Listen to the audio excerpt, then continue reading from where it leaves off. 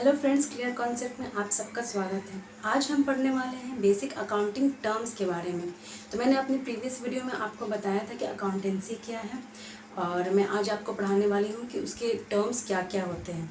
तो accountancy basically होता है क्या है, एक लैंग्वेज है, एक बिजनेस लैंग्वेज है जो आपको बिजनेस के बारे में कंप्लीट इन्फॉर्मेशन देता है। तो जिस तरीके से हर लैंग्वेज का अपना एक अल्फ़ाबेट होता है, जैसे आप अगर इंग्लिश पढ़ते हैं तो सबसे पहले आप ABCD पढ़ना शुरू करते हैं, फिर वर्ड्स बनाना शुरू करते हैं, उसके बाद आप सेंटेंस बनाते हैं। तो इसी तरीके से जब आप अकाउंटेंसी पढ़ना शुरू करते हैं तो सबसे पहले आपको उसके बेसिक टर्म्स के बारे में जानना होता है, तभी आप प्रैक्टिकल के क्वेश्चन सॉल्व कर पाइएगा।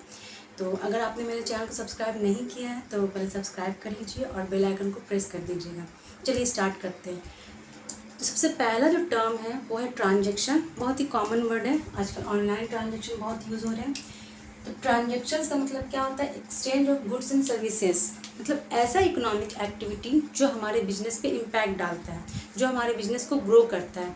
सपोज़ कि हमने कोई सामान खरीदा, गुड्स परचेज किया सेल करने के लिए, इस सामान को बेचा, इससे क्या होगा? हमारा बिजनेस ग्रो करेगा या हमें प्रॉफिट होगा। तो सामान जो हमने खरीदा वो हमारे बिजनेस पे इम्पैक्ट डाल रहा है।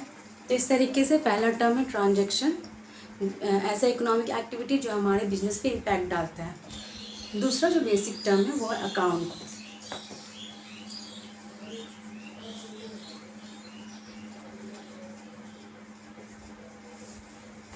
अकाउंट्स होता क्या है? तो बिजनेस में दो तरह के इम्पैक्ट होते हैं, चाहे तो बिजनेस में पैसा आता है या पैसा जाता है। बिजनेस में जो इम्पैक्ट होते हैं उसे शो करने के लिए एक स्टेटमेंट बनाया जाता है, इस तरीके से होता है स्टेटमेंट। टी शेप में होता है, ये टी बन गया।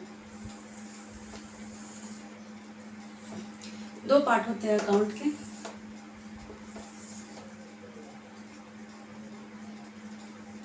इस पार्ट को बोलते हैं डेबिट साइड और ये पार्ट होता है क्रेडिट साइड। डेबिट को शॉर्ट में DR बोलते हैं और क्रेडिट को शॉर्ट में CR बोलते हैं।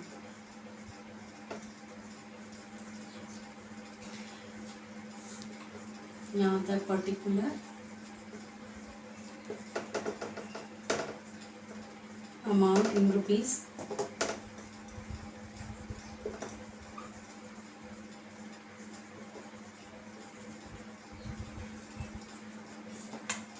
अब जब बिजनेस में पैसा आएगा तो हम इस साइड लिखेंगे, मीन्स इनफ्लो होगा तो डेबिट साइड लिखेंगे,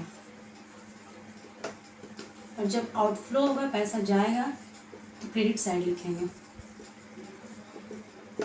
याद रखिएगा अकाउंट्स में LHS और RHS नहीं होता है, डेबिट और क्रेडिट होता है, डेबिट साइड और क्रेडिट साइड।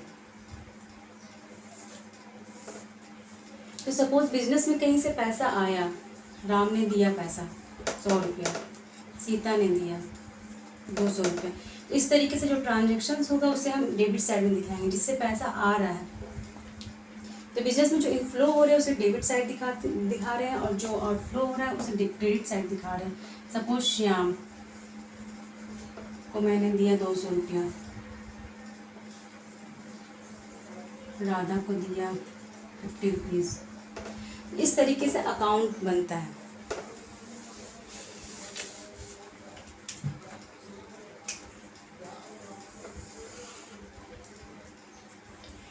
तो सिंपल आप अकाउंट्स को समझ सकते हैं कि जितने भी इनफ्लो और आउटफ्लो होते हैं उसे हम एक स्टेटमेंट में शो करते हैं, उसे अकाउंट्स कहते हैं। जैसे यहाँ पे बिजनेस है तो बिजनेस में दो तरह के इम्पैक्ट होते हैं, एक तो पैसा आएगा यानी इनफ्लो होगा, और एक पैसा जाएगा आउटफ्लो होगा। ठीक है, आइए अब देखते हैं अकाउंटिंग के तीसरे टर्म को, जो है कैपिटल। कैपिटल क्या होता है? तो सपोज एक बिजनेस स्टार्ट किया गया और बिजनेस के ऑनर ने इसमें इन्वेस्ट किया 1 lakh rupees.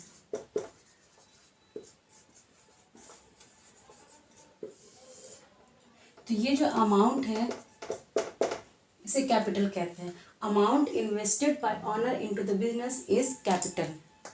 Clear. Fourth term है ड्राइंग्स।